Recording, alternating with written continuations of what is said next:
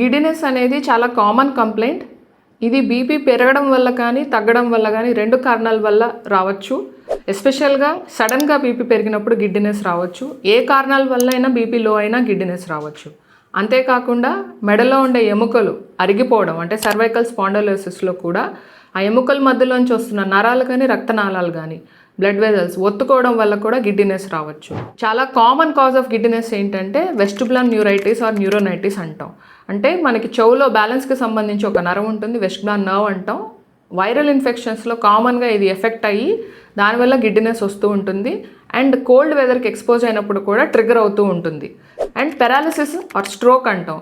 చాలామందికి పెరాలిసిస్ అనగానే చెయ్యి కాలు సచ్చిపడిపోవడం లేదా మూతి వంకరపోవడం ఈ సిమ్టమ్సే గుర్తుకొస్తాయి. కానీ back side of the brain postal circulation stroke అంటాం. ఇట్లాంటి ఆ బ్యాక్ సైడ్ ఆఫ్ ద బ్రెయిన్కి బ్లడ్ సప్లై కానీ ఎఫెక్ట్ అయినప్పుడు మనకి గిడ్డినెస్ రూపంలో సిమ్టమ్స్ వస్తాయి. దాంతోపాటు కళ్ళు చూపు కూడా మందగించడం జరుగుతూ ఉంటుంది. ఇలాంటి కేసెస్లో అస్సలు నెగ్లెక్ట్ చేయకూడదు. అదే కాకుండా ఆల్కహాల్ తీసుకునే వాళ్ళు, మద్యం సేవించే వాళ్ళలో అందరికీ కామన్గా అవగాహన ఉండేది ఏంటంటే లివర్ డ్యామేజ్. అది కాకుండా బ్రెయిన్ డీజనరేషన్ కూడా జరుగుద్ది. దానిలో కూడా చిన్న మెదడు అంటాం, సెరిబెల్లం అనేది చాలా సెన్సిటివ్ ఆల్కహాల్ రిలేటెడ్ డ్యామేజ్కి. ఎవరైతే మద్యం సేవిస్తూ ఉంటారో వాళ్ళకి సెరిబెల్లం ఎఫెక్ట్ అవ్వడం వల్ల కూడా గిడ్డినెస్, నడుస్తున్నప్పుడు ఇన్స్టెబిలిటీ ఆఫ్ గెయిట్, తూలడం ఇవన్నీ కామన్గా రావచ్చు.